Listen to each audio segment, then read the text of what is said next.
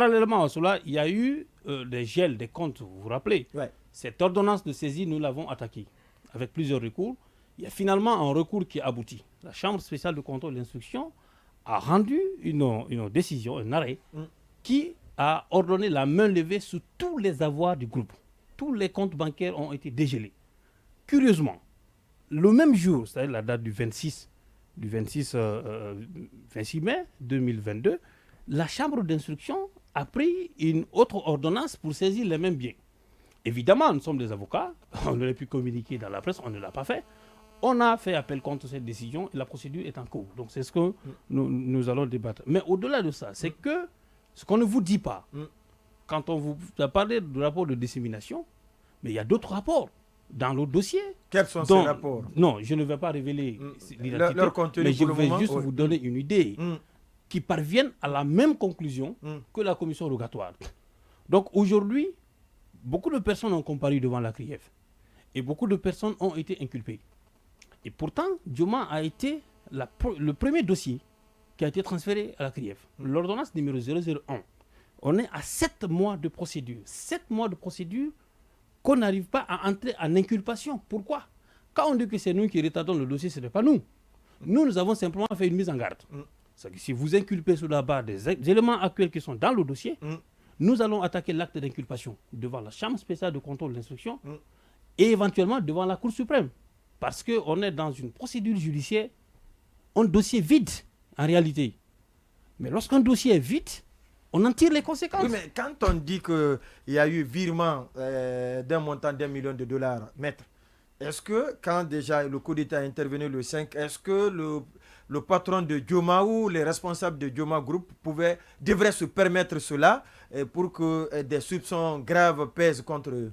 Je vais répondre de manière très simple. Allez-y. Premièrement, d'abord c'est une contre-vérité pour dire que l'opération a eu lieu le 6 septembre. C'est faux. C'est pas vrai. L'opération a été lancée, si vous vous rappelez, le coup d'État a été intervenu le 5. Un dimanche, le 5. Ouais, l'opération a été lancée un vendredi. Un vendredi, l'opération a été lancée. À cause du week-end, les choses ont retardé. Parce que c'était une opération en devise. C'est un processus. Ça, c'est un. Deuxièmement, à supposer même que cette opération ait eu lieu le 6 septembre. À supposer que ce soit ça. Est-ce que l'entreprise Dioma, les fonds qui ont été virés dans le compte d'un particulier, est-ce que l'entreprise était dans l'obligation de justifier? Est-ce que l'entreprise était sous le coup d'une interdiction bancaire de le faire? Est-ce que cela est constitutif d'infraction? Voici en fait des questions qui doivent être posées. Pour nous, si ce n'est que ça, on dirait que tout ça pour ça, le parquet devrait abandonner les charges. C'est ça la réalité. Ça, c'est le premier aspect. Le deuxième aspect, c'est qu'on vous a parlé que M. Kabila Silla, qui est le propriétaire du groupe, était payé à 7 millions de francs guinéens. Tenez-vous bien, 7 millions seulement. Tenez-vous bien. Et puis elle insiste dessus. Il a même dit notez bien. Oui. Non, tenez bien. Tenez-vous. Oui, justement, mais c'est là que vous vous rendez compte de la légèreté des éléments qu'a le parquet contre l'entreprise. Mais M. Kabila Silla, qui il est, comment il est devenu ce qu'il est, qu'est-ce qu'il était avant qu'il n'accède à cette fonction? Je rappelle que nous avons fait un travail de fond. Nous avons reconstitué tout son parcours, toute sa fortune, et toutes les pièces sont versées au dossier.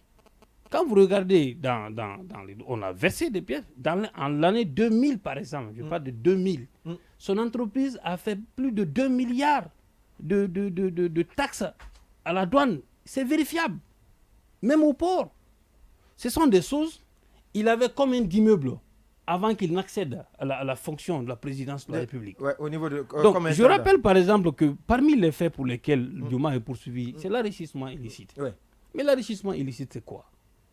C'est qu'on détermine la consistance de votre patrimoine et que, à la suite d'une enquête de patrimoine menée par le parquet, parce qu'aucune poursuite normalement pour enrichissement illicite ne doit être initiée s'il n'y a pas une enquête de patrimoine préalable que le parquet peut faire. Donc si vous faites une enquête de patrimoine et vous déterminez la consistance de l'actif de la personne, comparé à ses revenus légaux, vous allez voir une différence Et à partir de ce moment-là, l'article 30 de la loi anticorruption vous permet de lui adresser une mise en demeure. Si le procureur ne le sait pas, je lui apprends. Une mise en demeure, si la personne ne peut pas justifier dans les délais, la non-justification dans le délai est assimilable, si vous voulez, à un enrichissement illicite. Mais il n'y a pas eu de mise en demeure préalable. L'entreprise Dioma, c'est une société qui est constituée conformément à l'acte uniforme. Le but, c'est quoi? C'est de générer des profits et distribuer des revenus entre les actionnaires. Mais si vous trouvez des fonds dans les comptes de cette entreprise-là, mais la moindre des choses, c'est de demander les justifications. On est à 7 mois, mais on nous dit qu'on n'a toujours pas justifié. Les contrats sont versés au dossier. Les factures sont déposées. Dans les comptes, les transactions sont connues. Les sociétés là sont là. Elles existent. Mais entendez-les. Tous ces partenaires. Il n'y a rien. Oui. Sur place. Je vous dis encore, c'est un dossier vide. D'accord. Un dossier vide. On va revenir à vous, maître, dans nos prochaines émissions, puisque c'est devenu un véritable feuilleton. Ceci dit, merci à vous d'être passé dans cette émission. Le temps pour nous d'installer le deuxième invité. Il s'agit de M. Fodé Oumar Touré. Il est inspecteur d'État